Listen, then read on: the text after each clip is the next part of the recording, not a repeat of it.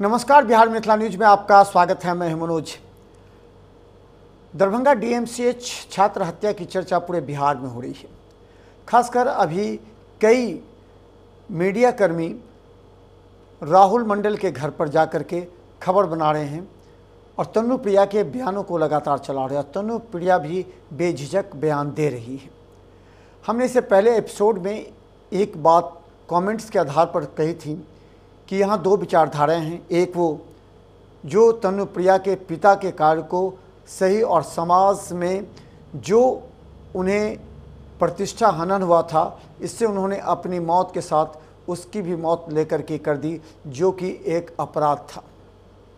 दूसरा सवाल था कि क्या एक माँ बाप 20 वर्ष तक अपने बच्चों के कैरियर, उनके अच्छे भविष्य, उनकी सुरक्षा के सपने देखते हैं और वो बच्चे अपने कैरियर बनाने से पहले ही इस तरह का कदम उठाते हैं जिससे उनका कैरियर भी खत्म होता है और उनके साथ पढ़ने वाले अन्य सहभागी छात्रों का भी कैरियर खतरे में पड़ जाता है।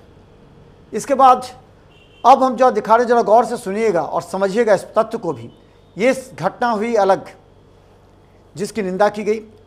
तनुप्रिया के पिता प्रेम शंकर झा को पुलिस ने पीएमसीएच भेजा, जहां उनका इलाज हुआ। इलाज के बाद डॉक्टरों ने कहा कि अब उनकी जान को खतरा नहीं है। पुलिस अब उन्हें कस्टडी में लेकर पूछताछ करेगी, फिर उसे जेल भेज देगी। फिर जैसा पुलिस के सोर्स कह रहे हैं कि स्पीडी ट्रायल के जरिए उसे फांसी की सज़ा सुनाने के लिए वो प्रयास करेगी। दूसरी तरफ जा समझिए, उस दिन एक मौत ही नहीं हुई बल्कि दो बड़ी घटना घटने से बच गई। पहली घटना जरा समझिए, दरभंगा पुलिस जान पर खेल करके भी उसके पिता को इसलिए भी बचाने का प्रयास कर रही थी कि अगर वो मर जाता, वहाँ अगर उसकी मौत हो जाती तो 240 छात्रों पर मॉब लिंचिंग का केस हो जाता, जिससे 240 छात्रों का कैरियर बर्बाद होता। 240 छात्र ही नहीं बल्कि 240 परिवार का सपना टूट जाता, सिर्फ दो की वजह से। इस बात को भी समझना आवश्यक है। आप जानते हैं सुप्रीम कोर्ट ने मॉब लिंचिंग के केस में कितनी बड़ी सज़ा दे दी है और मॉब लिंचिंग केस में वीडियो वहाँ पर है। अब समझिए, ये मत समझिए कि कोई बच जाएगा। वहाँ हर आदमी वीडियो बना रहा था, सीसीटीवी कैमरे हैं। जिस तरह वहाँ से लेकर के इमरजेंसी तक घसीटा जा रहा था, मारा जा रहा था मरीज और उनके परिजन, मरीज के परिजन और इन छात्राओं के द्वारा, उस परिस्थिति में मॉब लिंचिंग का केस इन लोगों पर बन सकता था उस समय, अगर उसकी मौत हो जाती। हमने थाना प्रभारी को देखा, किस तरह उसके हाथ में चोट लगी हुई है, किस तरह महिला दरोगा को धक्का दिया गया, उसके भी कई जगह चोट लगे हुए हैं, कई पुलिसकर्मी भी घायल है। लेकिन वो तमाम बातें भूल करके उस समय उसके पिता को नहीं बचाया जा रहा था।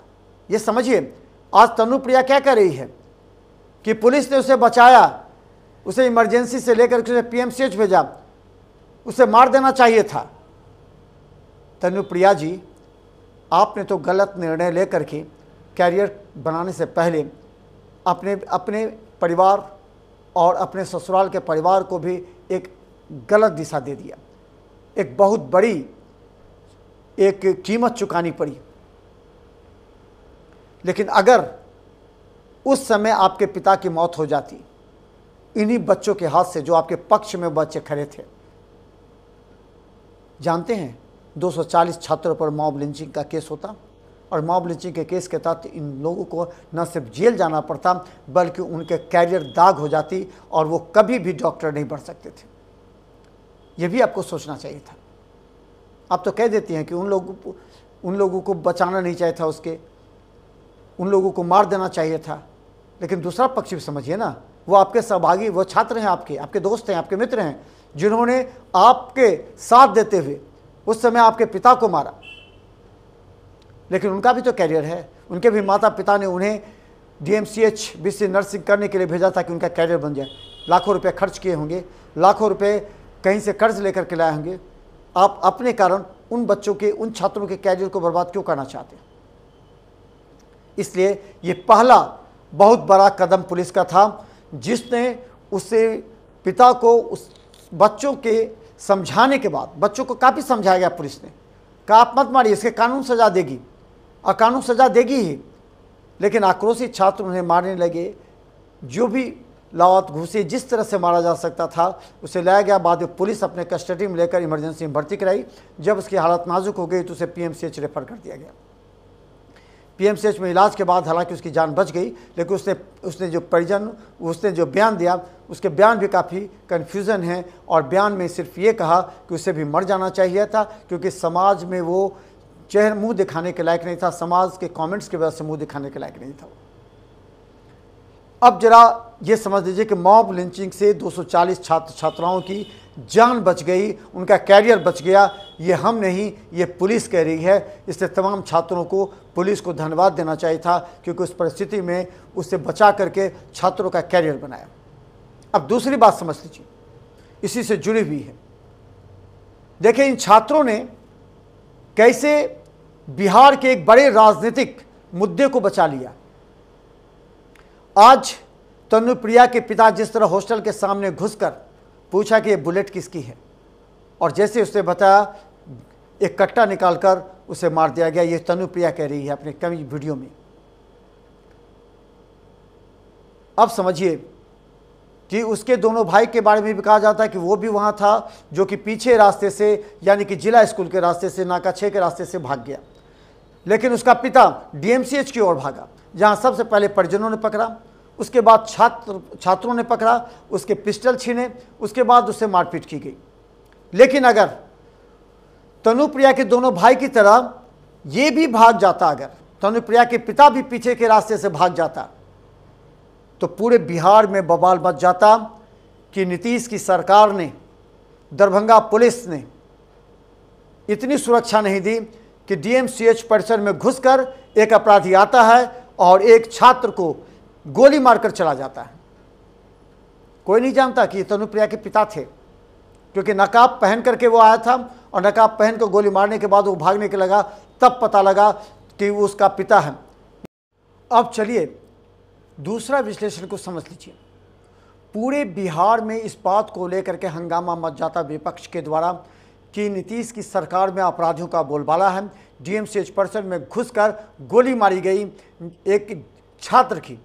इसके बाद तो समझिए दरभंगा बंद होता, पूरे बिहार में आंदोलन होता, नीतीश सरकार की एक बार फिर खिंचाई होती, क्योंकि वो उसका पिता गोली मारकर फिर भाग चुका होता।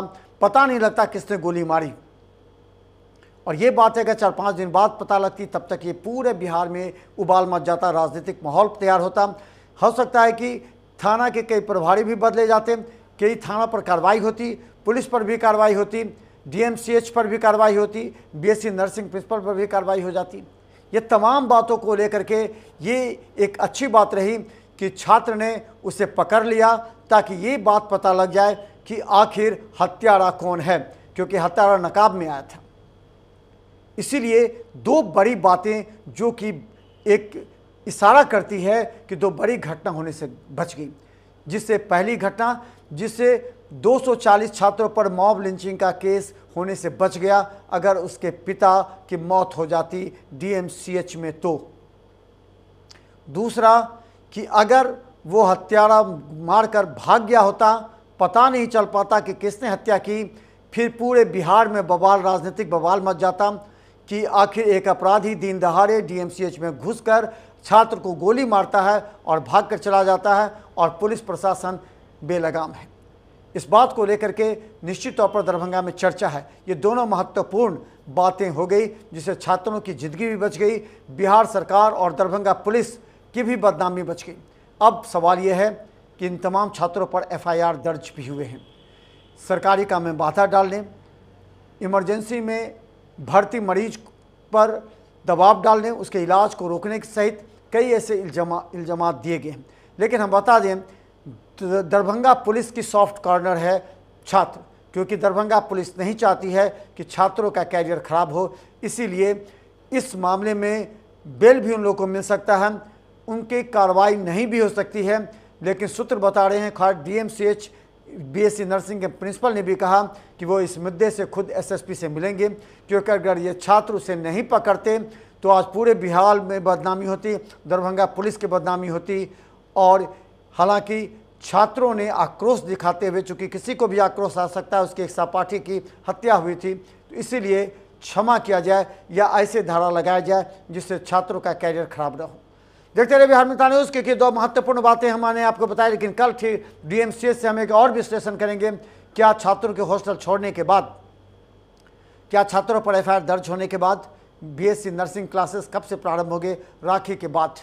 लेकिन क्या तन्नू प्रिया जिस तरह बयान दे रही है, उस बयान से कुछ दिन के बाद उस पर आरोप लगने प्रारंभ हो जाएंगे। अंतर्जातीय विवाह मुद्दा नहीं है, मुद्दा है छात्रों के कैरियर। एक माँ बाप सपना देखता है बच्चों के कैरियर के लिए।